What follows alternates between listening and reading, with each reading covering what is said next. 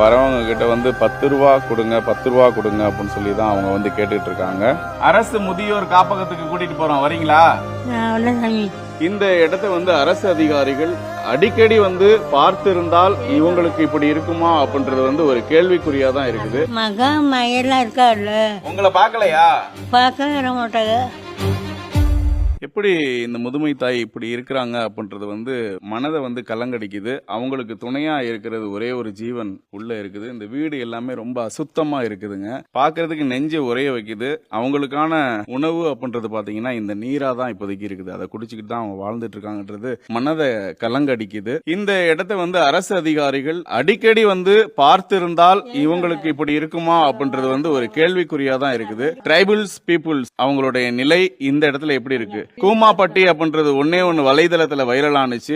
அதையொட்டி நம்ம இந்த சுற்றுவட்டார பகுதிகளில் இயற்கை எழில் சூழ்ந்த பகுதிகள் எல்லாத்தையுமே ரசிச்சுக்கிட்டும் வந்துட்டு இருந்தோம். பல பதிவுகளையுமே அந்த இடத்துல இருக்க அடிப்படை வசதிகள் இல்லைன்றதையும் பார்வையிட்டு இருந்தோம். அங்கிருந்து ஒரு 10 கிலோமீட்டர் தொலைவில் இருக்கக்கூடிய கான்சாபுரம் நம்மளுடைய நெஞ்சை உரைய வைக்கும் விதமாக இருப்பதற்கு இது ஒன்றே ஒன்று எடுத்துக்காட்டாக இருக்கிறது. உடனடியாக மருத்துவமனை நிர்வாகத்திலிருந்து அரசு தரப்பிலிருந்து இந்த கான்சாபுரத்திற்கு வருகை தந்து இந்த தாயை மீட்டு அவங்களுக்கு வந்து ஒரு காப்பகத்திலாவது அவர்களை ஒப்படைக்க நடவடிக்கை எடுக்க வேண்டும். அம்மா, உங்க பேர் என்னம்மா? என் பேர் ரஞ்சிதம். ஏமா இப்படி வந்து எண்ணெயா இருக்குது உங்க முகம்லாம்? இப்ப என்ன வச்சேன். உங்க பிள்ளைங்க எல்லாம் எங்க?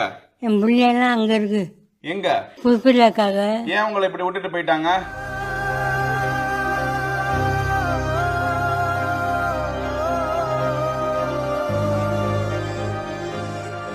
உங்களுக்கு அழாதீங்க. கஞ்சிக்கு கிடக்கணுமா அப்படின்றதுக்காக நீ மாட்டு போட்டு வந்து காசுவாரு. நீ 7 மணிக்கு வந்து காசுவாரு.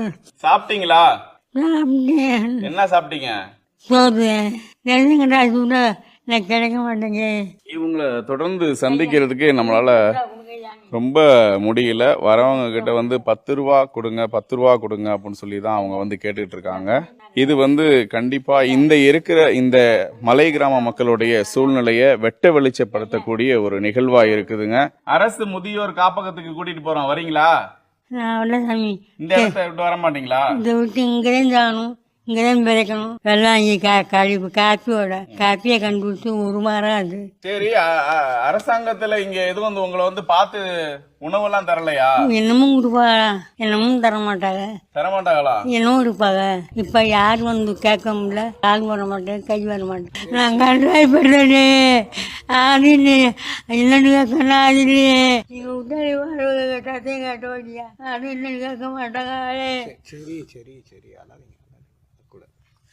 30 லட்சம் ரூபாய் செலவு பண்ணிருக்கோம்னு சொல்லி அங்க எழுதிருக்கேம்மா. அதுக்கு தண்ணி வசதிக்கு இந்த இடத்துக்கு வந்து உங்க மக்களுக்கு எல்லாம் கவனிக்கிறதுக்கு என்னைக்கு வருவீங்கன்னு கேக்குறாங்க அரசு அதிகாரிகளை பார்த்து. இந்த இடத்துல பாத்தீங்க அப்படின்னா எல்லாருமே காலி பண்ணி வெளியில போயிட்டாங்க. ஆனா 2 முதியவர்கள் மட்டும்தான் இங்க இருக்கிற மாதிரி தெரியுதுங்க. 2 முதியவர்கள் மட்டும் இங்க இருந்து மீட்கப்படாம இருக்கிறாங்க. இவங்களுக்கு ஏதாவது ஒரு உதவிகள் கண்டிப்பா தேவை.